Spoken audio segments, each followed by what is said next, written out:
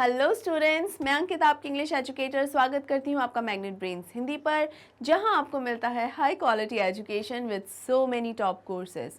Class 7 से लेकर class 12 तक के लिए ये सभी कोर्सेज अवेलेबल हैं और वो भी एकदम फ्री ऑफ कॉस्ट, यानी आपको इसके लिए कुछ भी पे नहीं करना है। इसके अलावा ई बुक्स या ई नोट्स के लिए आपको डिस्क्रिप्शन बॉक्स में लिंक्स दिए गए हैं, आप वहाँ जाके चेक कर सकते हैं ताकि उनसे जुड़ी हुई सारी इन्फॉर्मेशन आपको वहाँ मिल जाए। इस इम्पॉर्टेंट इन्फॉर्मेशन के बाद हम बढ़ते हैं आज के टॉपिक पर, जो कि है आपके चैप्टर काठमांडू से मोस्ट इम्पॉर्टेंट क्वेश्चंस। तो चलिए इस वीडियो को जल्दी से स्टार्ट करते हैं।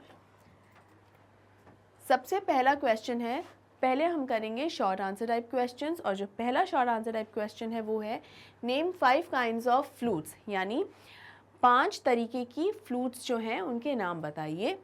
या listening to the music of the flute in the square, the author is reminded of various kinds of flutes. Which kinds does he describe? अब देखिए, ये जो क्वेश्चन है वो इन दो तरीके से स्टूडेंट्स आ सकता है, ठीक है।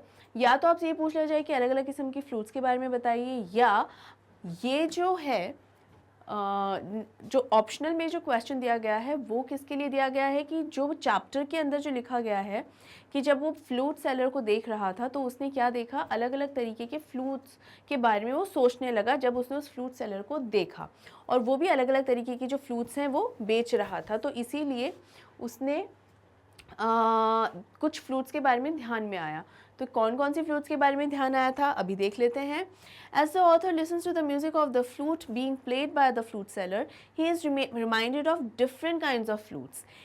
मतलब जब उसने फ्लूट सेलर को फ्लूट बजाते हुए, यानी बांसुरी बेचने वाले को जब बांसुरी बजाते हुए सुना और जब उसने वो देखा तो उसे ही रिमाइंडेड ऑफ डिफरेंट, यानी अलग अलग किस्म की बांसुरियों के बारे में उसको जहन में आया।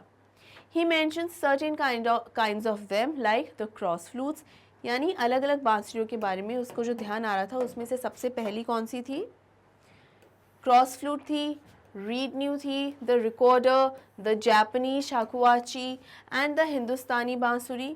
Other flutes are distinguished by their tonal quality. Tonal quality मतलब उनकी टोन की क्वालिटी किस तरीके की है, तो कैसी क्वालिटी है।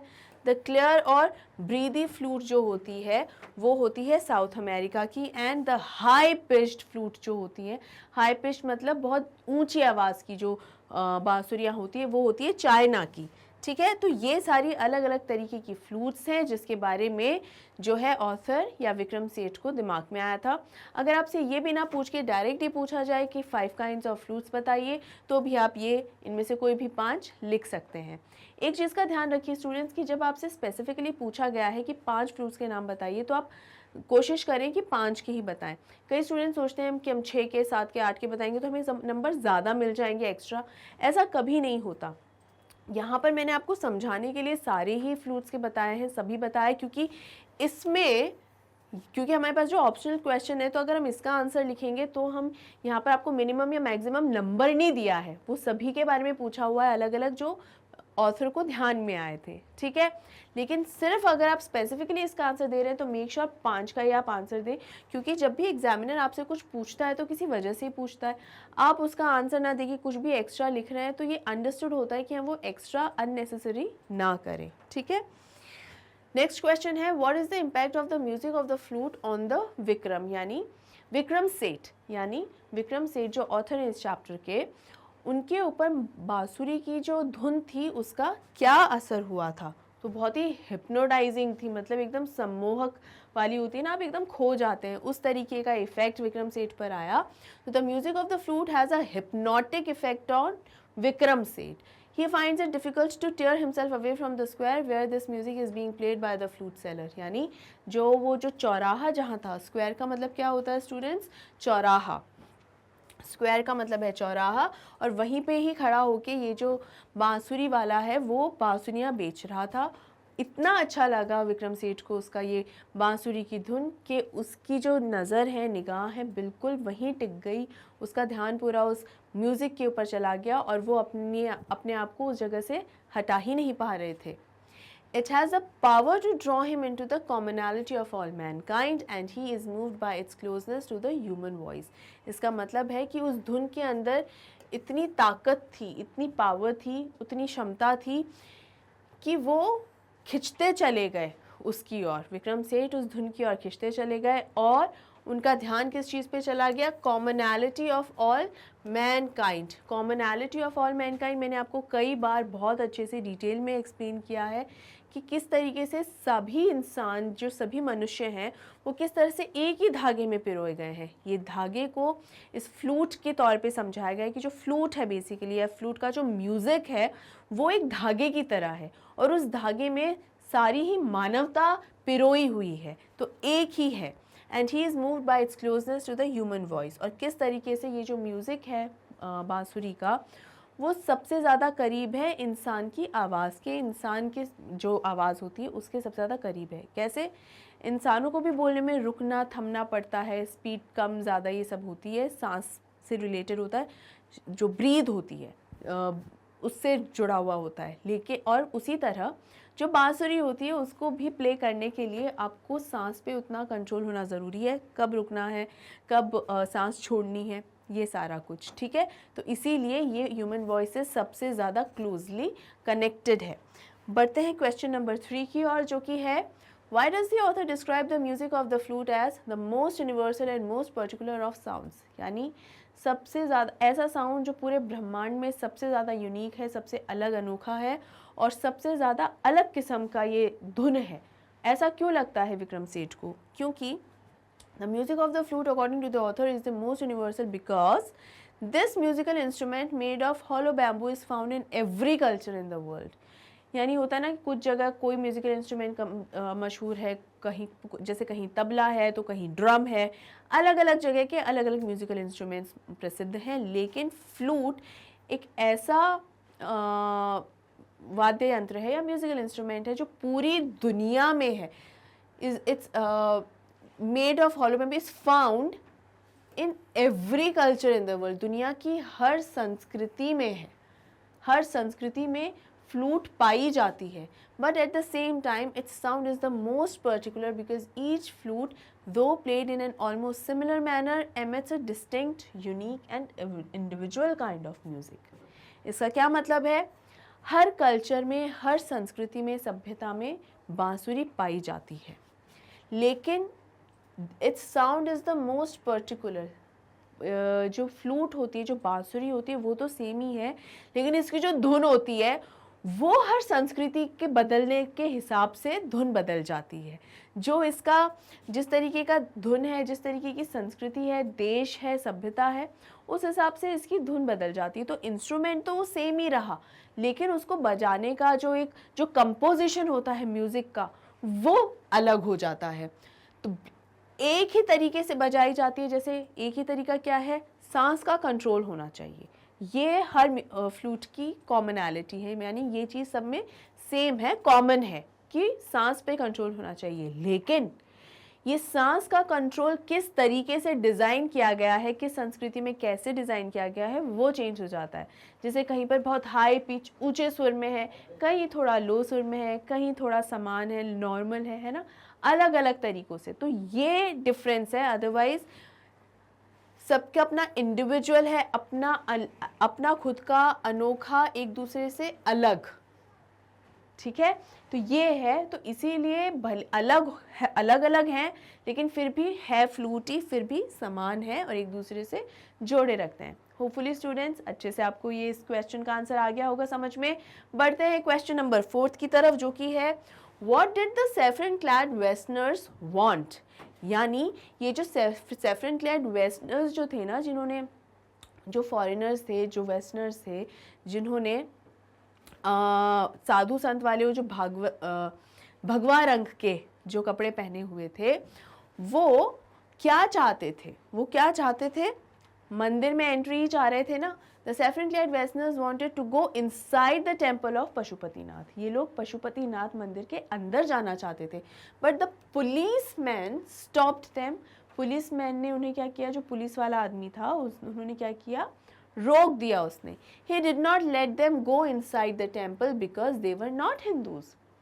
उस पुलिस वाले ने इन वेस्टर्नर्स को मंदिर के अंदर नहीं जाने दिया क्योंकि वो लोग हिंदू नहीं थे। The entrance was only for Hindus in the temple। और जो एंट्रेंस थी वो सिर्फ किसके लिए थी? सिर्फ हिंदुओं के लिए थी, यानी हिंदू के अलावा किसी भी और को जाना वहाँ पे अलाउड नहीं था। आगे बढ़ते हैं। How did the author want to return to Delhi, what made him change his mind, यानी वो how did the author want to return, मतलब किस तरह से दिल्ली जाना चाहते हैं और किस ऐसा क्या हुआ कि उन्होंने अपना ये विचार, दिल्ली जाने का जो विचार है वो बदल दिया था। तो उन्होंने कैसे सोचा, from Kathmandu the author wanted to go to Patna by bus और ट्रेन, पहले पटना जाते या तो बस कर लेते या train, then he would sail the Ganga through Banaras to Allahabad, then he would sail the Yamuna through Agra to Delhi, but the author was already very tired, so he decided to return to Delhi by air. तो हुआ क्या था, उन्होंने क्या विचार किया था कि पहले तो बस या ट्रेन से कहाँ चले जाएंगे, पटना चले जाएंगे, फिर वहाँ से ये बनारस होते हुए गंगा घाट जाएंगे, गंगा नदी को के दर्शन करेंगे और इलाहाबाद जाएंगे, इसे हम इलाहाबाद भी कहते हैं इलाहाबाद की बजाय। Then he would sail the Yamuna through Agra to Delhi, फिर यमुना से होते हुए आगरा से फिर दिल्ली पहुंच जाएंगे। लेकिन वो जो यात्रा कर रहे थे, जो वो ट्रैवल कर रहे थे बेसिकली, वो ट्रैवल से वो इतना ज़्यादा थक चुके थे, टायर्ड मतलब होता है थक जाना, तो इतना ज़्यादा वो ट्रैवलिंग से थक चुके थे तो उन्होंने क्या डिसाइड किया, दिल्ली, डायरेक्ट दिल्ली चले जाएंगे बाय एयर, मतलब फ़्लाइट से, plane book, flight ticket book करवा लेंगे और डायरेक्ट दिल्ली चले जाएंगे। और उन्होंने जो नेपालीज़ एयरलाइन थी वहाँ पर उन्होंने जाके टिकट बुक करवा भी ली थी कि वो अब सीधा यहाँ से डायरेक्ट दिल्ली ही जाएंगे, क्योंकि अब वो इतना थक चुके हैं कि उनमें हिम्मत ही नहीं बची है कि इधर जाएं उधर जाएं, घूमने की हिम्मत नहीं बची, थक चुके हैं।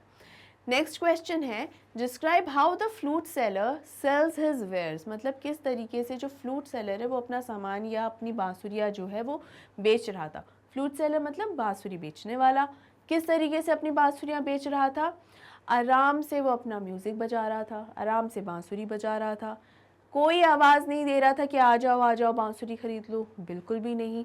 बीच बीच में जब वो बांसुरी बजाते हुए थक जाता था तो बीच बीच में जाके क्या करता था, जो वहाँ पर एक फल बेचने वाला है उससे बात करने लग जाता था, यानी उसको कहीं ना कहीं ये था कि उसका धुन अगर किसी को पसंद आएगा तो वो अपने आप आकर उनसे बांसुरी खरीद लेंगे। The flute seller has tied 50 or 60 flutes on a pole.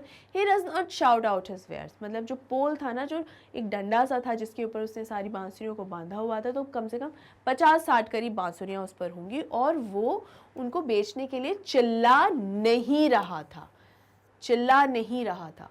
From time to time he selects a flute and plays on it. मतलब अलग अलग किस्म की बांसुरियाँ थी उसके पास, तो बार बार कभी कोई बांसुरी बजाता था, कभी दूसरी बांसुरी, कभी तीसरी, मतलब अलग अलग किस्म की बांसुरियाँ थी, तो उन सबको बारी बारी से वो बजाता रहता था। He plays slowly and thoughtfully, धीरे धीरे और बहुत ध्यानपूर्वक बजाता था। इसका मतलब कहीं ना कहीं वो उस म्यूज़िक के अंदर खोया हुआ था कि मुझे किस तरीके से उस म्यूज़िक को प्ले करना है।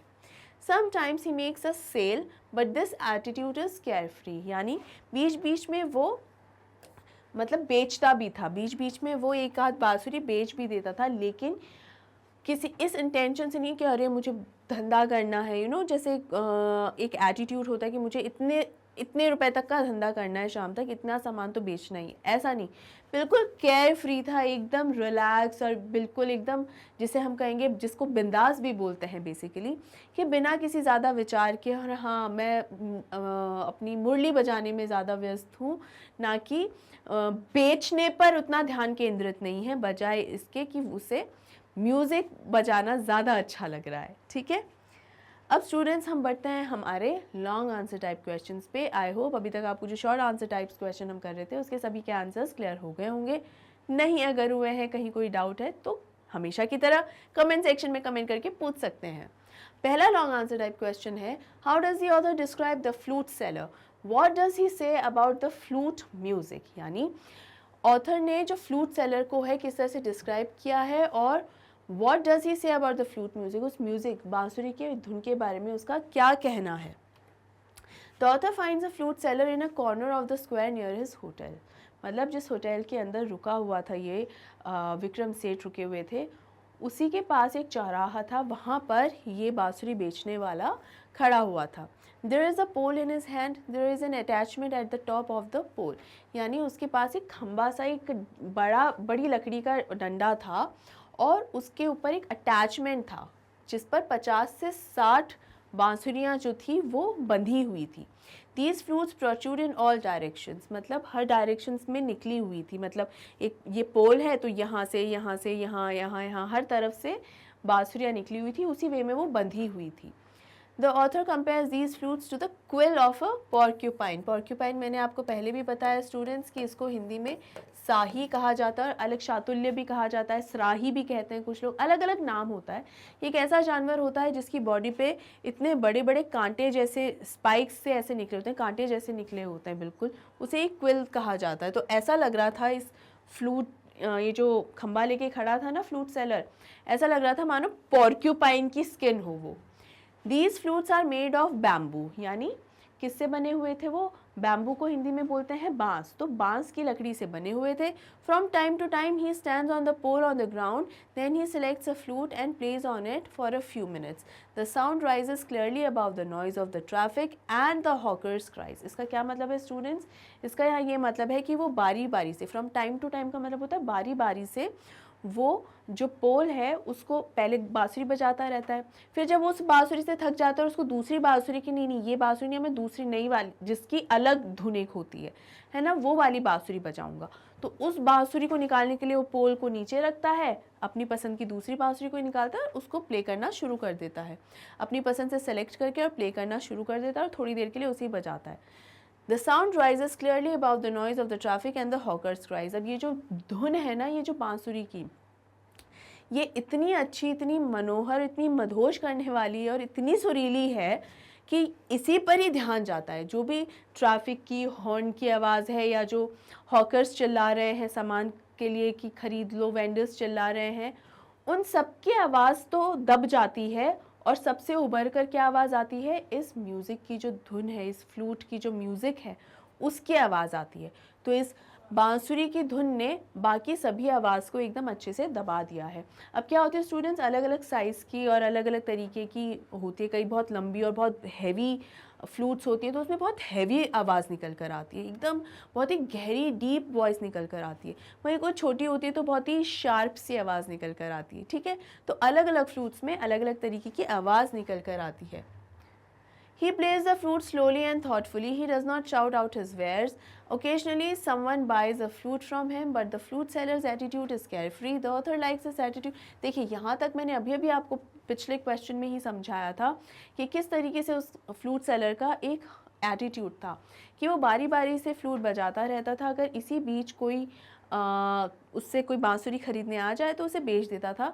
बाकी वो एकदम इस चीज़ को लेकर एकदम बिंदास था कि बिक रही है तो ठीक है, नहीं बिक रही तो कोई बात नहीं। वो इसके लिए कुछ चिल्लाता नहीं था कि आ जाओ बांसुरी खरीद लो, नहीं, ऐसा नहीं होता था। The author likes his attitude, और यही जो बर्ताव, इसका ये जो एटीट्यूड था ना इस फ्लूट सेलर का, वो विक्रम सेठ को बड़ा ही पसंद आया। He imagines that this has been his pattern of life for years, और ये समझ में आया विक्रम सेठ को कि जिस तरीके से ये जो इसकी दिनचर्या नज़र आ रही है ना मुझे, सालों से इसकी ये सेम ही दिनचर्या रही होगी। रोज़ इस चौराहे पर आ जाता होगा, बांसुरी अलग अलग किस्म की बांसुरी बजाता रहता होगा, बीच बीच में फल बेचने वाले से बात करता रहता होगा, और इसी बीच अगर कोई बांसुरी खरीदने आ जाए तो वो बांसुरी बेच देता होगा। The author finds it difficult to come away from there.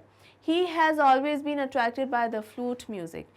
यानी ऑथर्स को बहुत ही, ये जो ऑथर हैं विक्रम सेठ, उन्हें बहुत मुश्किल हो रही थी कि वो वहाँ से चले जाएं, क्योंकि वो इतना अच्छा लग रहा था वो नज़ारा उनको कि म्यूज़िक बजा रहा है, और वो जो एटीट्यूड उसका फ्लूट सेलर का पसंद आ रहा था, तो हिल भी नहीं पा रहे थे वहाँ से। He has always been attracted by the flute music. इसका एक कारण ये भी है कि उन्हें जो बांसुरी की धुन है बहुत ज़्यादा अट्रैक्ट करती है, बहुत ज़्यादा आकर्षित करती है, ये भी इसका एक कारण है। He says that the flute is a very common musical instrument. It is found in almost all cultures. इसका मतलब ये भी है कि वो ये कहते हैं कि फ्लूट जो है ना बहुत ही कॉमन म्यूज़िकल इंस्ट्रूमेंट है, मतलब बहुत ही एक ऐसा वाद्य यंत्र है जो हर संस्कृति, हर सभ्यता में आसानी से मिल जाता है, लगभग हर एक संस्कृति में मिल ही जाता है। It is the common link of all mankind. और ये एक कॉमन लिंक है, एक ऐसी कॉमन चीज़ है जिससे पूरी इंसानियत या मनुष्यता है उसका एक जुड़ाव होता है। एक कॉमन लिंक ये है कि पूरी जो मानवता है वो जुड़ती है कि हाँ यहाँ पर भी बांसुरी है, यहाँ पर भी तो ये कॉमन चीज़ जो है, एक कॉमन चीज़ जो है वो निकल कर आती है। ठीक है, मतलब एक ऐसी चीज़ जो हर जगह सेम है तो वो उनको सिमिलर बनाती है, समान बना देती है। Second long answer type question है, what ideas do you get about the author from the extract Kathmandu. अब ये जो काठमांडू ये एक्सट्रैक्ट है ना, आपको तो चैप्टर के रूप में मिला है, लेकिन विक्रम सेठ का जो बुक है जिसका नाम है हेवन लेक, उसमें से तो ये एक पोर्शन ही लिया गया है। तो इसके हिसाब से आपको क्या आइडिया मिलता है कि ऑथर के बारे में क्या पता चलता है। तो एक तो ये पता चलता है बहुत शानदार ऑब्जर्वेंट है, बहुत बढ़िया तरीके से ऑब्जर्व करते हैं सब चीज़ें।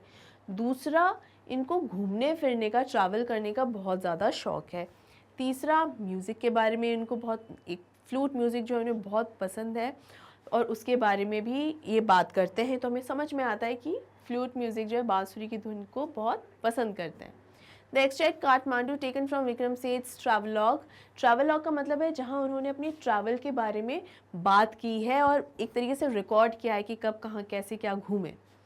हेवनली लेक, नाम है heavenly lake, brings forth certain traits of his personality. उनके चरित्र के बारे में, उनका जिस तरीके से व्यक्तित्व है बेसिकली, उसके बारे में काफ़ी चीज़ें पता चलती हैं। एज अ ट्रैवलर, सेठ डिस्प्लेज अ कीन sense of observation, and as a person with a fine aesthetic sense, his ability to capture the vivid details comes to the fore। अब यहाँ क्या पता चल रहा है, एक ट्रैवलर के तौर पे या एक यात्री के तौर पे उनको क्या है कि सेठ डिस्प्लेज अ कीन सेंस ऑफ ऑब्जर्वेशन, मतलब उनका जो ऑब्जर्वेशन वाला एक जो पार्ट है ना कि कितना वो किसी चीज़ को ऑब्जर्व कर पाते हैं, समझ पाते हैं, वो बहुत ही शानदार है, जैसा कि मैंने अभी भी बताया। और एक इंसान के तौर पे with a fine aesthetic sense, aesthetic का मतलब होता है एक ब्यूटी किसी चीज़ की। तो ब्यूटी ये नहीं कि कोई इंसान कितना सुंदर है, किसी भी चीज़ में, जैसे भले ही कोई मौसम के बारे में बात हो रही हो या जैसे मंदिर के बारे में, तो मंदिर की जो डिज़ाइन है टेम्पल की, उसकी बिल्डिंग की डिज़ाइन है, उसके बारे में बात नहीं, जो माहौल वहाँ पर है वो एक खूबसूरती, वो होता है एक एस्थेटिक सेंस की। किस तरीके से लोग आके फूल चढ़ाते हैं, किस तरीके से पूजते हैं प्रभु को, वो एक खूबसूरती, जो पवित्रता है, उस पवित्रता की जो सुंदरता है, वो कहलाता है एस्थेटिक सेंस। तो उसकी भी बहुत बारीक नॉलेज है विक्रम सेठ को और ये हमें पता चलता है। दूसरा, his ability to capture the vivid details comes to the fore. उनकी एक दूसरी क्वालिटी क्या समझ में हमें आ रही है कि वो एक छोटी छोटी बारीक डिटेल्स भी हमें बता रहे हैं और बहुत बेहतरीन तरीके से एक्सप्लेन कर रहे हैं हमें, ताकि हमें पूरा डिटेल में अच्छे से समझ में आए कि जहाँ की वो बात कर रहे हैं वहाँ पर कैसा क्या माहौल था, क्या हो रहा था। जैसे पशुपतिनाथ टेम्पल के बारे में उन्होंने पूरा बताया, तो सारी चीज़ें, जैसे एक गाय भी रास्ते में चल रही है तो वो भी उन्होंने उसमें बताया है और वो पढ़कर ऐसा नहीं लगता कि अननेसेसरी नहीं लगता कि ये तो बेफिजूल है, ये ऐड करने की क्या ज़रूरत थी। कुछ भी बेफिजूल नहीं लगता, सब मीनिंगफुल लगता है, सबके एक सेंस निकल के आता है, एक अर्थ निकल कर आता है उनकी हर बात का, और हर छोटी छोटी डिटेल बारीकियों पर ध्यान देते हैं और बहुत शानदार ऑब्जर्वर हैं। The pictures of the temples of Kathmandu and its crowded streets become alive with his vivid descriptions। इसका ये मतलब है कि उनके इस तरीके के डिस्क्रिप्शन से, इस तरह से एक्सप्लेन करने से हमें एकदम वो ऐसा लगता है मानो जीवंत लगता है सब कुछ, कि मानो वास्तव में ही ये हो रहा है। And its crowded streets become alive with it। alive का मतलब ये कि हमें पता चल रहा है कि अरे कितनी भीड़ भाड़ होगी, कितने लोग होंगे, ये हम इमेजिन कर पाते हैं। ऐसा नहीं कि बस रीड किया और हो गया, हम एक इमेजिनेशन में पहुंच पाते हैं। इस तरीके से इन्होंने एक्सप्लेन किया। दो इनडायरेक्टली, दो का मतलब होता है हालांकि, हालांकि इनडायरेक्टली का मतलब होता है जो एकदम सीधे सीधे ना हो, ठीक है। He also appears to be a lover of serenity and tranquility when he terms the stoop as a heaven of quietness। अब यहाँ पर क्या समझ में आता है हमें, उन्होंने सीधे सीधे तो नहीं कहा, लेकिन इनडायरेक्ट वे में हमको जिस तरीके से एक्सप्लेन कर रहे थे, हमको ये समझ में आता है कि सेरेनिटी और ट्रैंक्विलिटी मतलब सौम्यता, साधारणता, यानी सिंप्लिसिटी, और ट्रैंक्विलिटी का मतलब हुआ पीस, शांति। तो सौम्यता, साधारणता और शांति को ये बहुत पसंद करते हैं। कौन? विक्रम सेठ। अब इन्होंने सीधे सीधे शब्दों में तो नहीं कहा, लेकिन जिस तरीके से एक्सप्लेन करा है तो हमें समझ में आ रहा है कि उन्हें जो बौद्धनाथ स्तूप जो जहाँ वो गए थे, वो उन्हें ज़्यादा पसंद आ रहा है। क्यों? क्योंकि वहाँ पर एक ठहराव था, एक कामनेस, एक रिलैक्सेशन था, एक बहुत ही ज़्यादा उन्हें एक शांति वहाँ पर मिलती है, इसीलिए उन्हें वो ज़्यादा पसंद है और इसीलिए उन्होंने उसे हेवन ऑफ क्वाइटनेस कहा है। यानी क्वाइटनेस का मतलब क्या होता है? चुप्पी, एकदम शांति, है ना? यहाँ पर लेकिन बताया क्या जा रहा है यहाँ बताने की कोशिश बेसिकली लेकिन ये की जा रही है कि ये शांति का एकदम स्वर्ग है, कि जहाँ ऐसी शांति जहाँ आपको बहुत अच्छा और बहुत ज़्यादा खुशी मिलती है, इस तरीके के बारे में बात हो रही है। He also shows his concern as an environmentalist who does not approve of the polluting activities carried on the banks of the Bhagmati river. यहाँ इसके बारे में बता रहे हैं कि उनको पर्यावरण के बारे में भी बहुत ज़्यादा वो ध्यान रखते हैं, उनको चिंता है, क्योंकि जो भागमती नदी के अंदर जो खराब फूल पत्तियाँ जो फेंक दिया करते हैं, जिससे वजह से भागमती नदी भी दूषित हो रही है, उसके बारे में भी, उस पॉइंट पर भी इन्होंने चर्चा की है। विक्रम सेज फॉन्डनेस का मतलब होता है स्टूडेंट्स लाइकनेस, मतलब कोई चीज़ पसंद होती है ना, किसी चीज़ के प्रति आप एक लगाव होता है, उसे कहते हैं fondness. For travelling is obvious by the fact that although tired he still contemplates taking a longer route back home to Delhi. अब बहुत ज़्यादा थक चुके थे घूम फिर के, उसके बावजूद वो क्या विचार करते हैं? कॉन्टेम्पलेट्स मतलब पूरा सोच विचार करते हैं कि मैं यहाँ से पटना जा सकता हूँ, फिर पटना से मैं गंगा, बनारस, फिर इलाहाबाद, फिर यमुना नदी, आगरा, दिल्ली, फिर पहुँच जाऊँगा दिल्ली, है ना? हालांकि वो बहुत थक चुके होते हैं और आखिर में डिसीजन यही लेते हैं कि चलो मैं सीधा दिल्ली चलता हूँ, मैं बहुत थक चुका हूँ, लेकिन फिर भी वो ये जो लॉन्गर रूट है ना, ये लंबा रास्ता, फिर भी वो उसके बारे में एक बार सोचते ज़रूर हैं। इससे ये पता चलता है कि उन्हें घूमने फिरने का, ट्रैवलिंग का कितना ज़्यादा शौक़ है। तो इसमें हमें क्या पता चला? एक तो ये कि पर्यावरण को लेकर भी वो सजग हैं, तभी उन्होंने वो जो फूल पत्तियाँ, खराब फूल पत्तियाँ जो भागमती नदी में फेंक दी, उसके बारे में उन्होंने उस बात को एड्रेस किया, वरना ध्यान ही नहीं जाता अगर वो पर्यावरण का वो सजग नहीं होते तो। ठीक है। His fondness for music is brought forth when we find him so enchanted by the music of the flute that he has to force himself to leave the square where the flute is being played by the seller. Enchanted मतलब एकदम, chant का मतलब ये होता है कि ऐसा होता है मंत्रमुग्ध हो जाना। enchanted का मतलब, chant का मतलब होता है मंत्र पढ़ते रहना, enchanted मंत्रमुग्ध हो जाना। तो यहाँ पर ये हमें पता चल रहा है कि वो स्क्वायर यानी चौराहे पर जिस तरीके से उस फ्लूट सेलर का जो वो म्यूज़िक था बांसुरी का, उसको लेकर एकदम ही मंत्रमुग्ध हो गए थे, वहाँ से हिल भी नहीं रहे थे, वहीं खड़े रह गए थे, उस चौराहे पर ही उनका ध्यान था पूरी तरीके से, और फ्लूट सेलर पे ध्यान था कि किस तरीके से उस बांसुरी को बजा रहा है। इससे भी पता चलता है कि म्यूज़िक के वो कितने ज़्यादा पसंदीदा गार हैं। ठीक है। His choice of reading reveals that when tired, he prefers to read light and popular stuff. Like a typical traveler, he indulges himself with the eatables he finds available in the bazaar of Kathmandu. अब यहाँ पर दो चीज़ें हमें पता चलती हैं। एक तो ये कि उनको रीडिंग का शौक़ है, तभी उन्होंने अलग अलग तरीके की मैगजीन्स खरीद ली, और अक्सर जो ट्रैवलर्स होते हैं ना, उनको ये चीज़ों का शौक़ होता भी है, पसंद करते भी हैं ट्रैवल करने वाले, कि कभी कोई मैगज़ीन ले ली और जब भी फ्री हैं तो कुछ ना कुछ पढ़ रहे हैं। उसके अलावा कुछ ईटेबल्स का मतलब होता है कुछ खाने पीने वाली चीज़।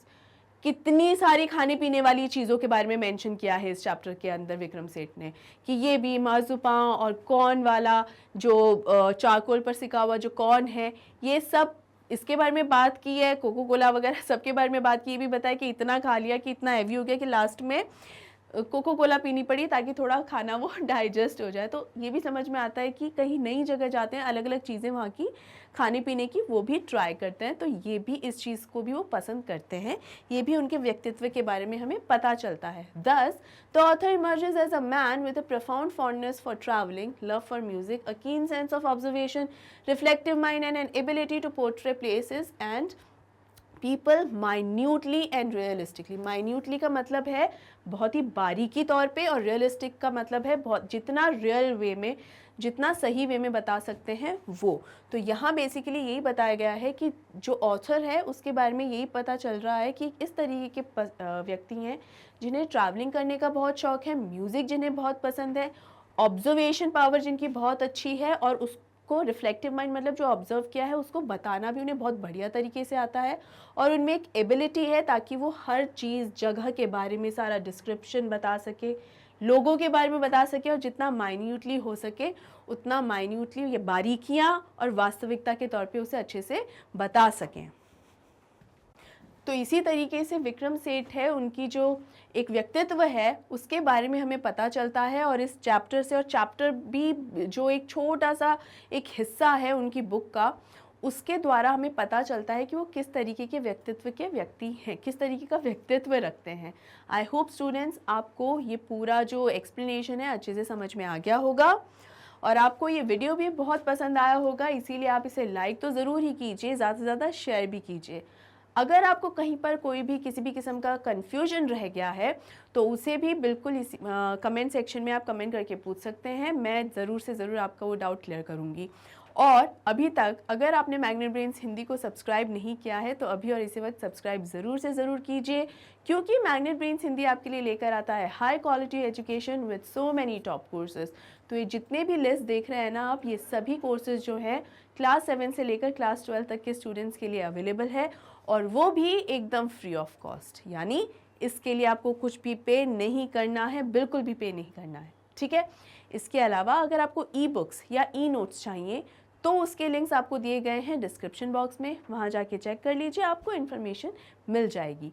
इसके अलावा चैनल से जुड़ी हुई लेटेस्ट अपडेट्स के लिए आप हमें फॉलो कर सकते हैं इंस्टाग्राम, टेलीग्राम, फेसबुक और ट्विटर पर। इसके अलावा आप विज़िट कर सकते हैं www.magnetbrains.com पर, जहाँ पे सभी के सभी जो वीडियोस हैं वो अवेलेबल हैं, आप वहाँ चेक कर सकते हैं। तो स्टूडेंट्स अपनी तैयारी पक्की रखिए, अपना ध्यान रखिए, take care, see you soon and thank you so much.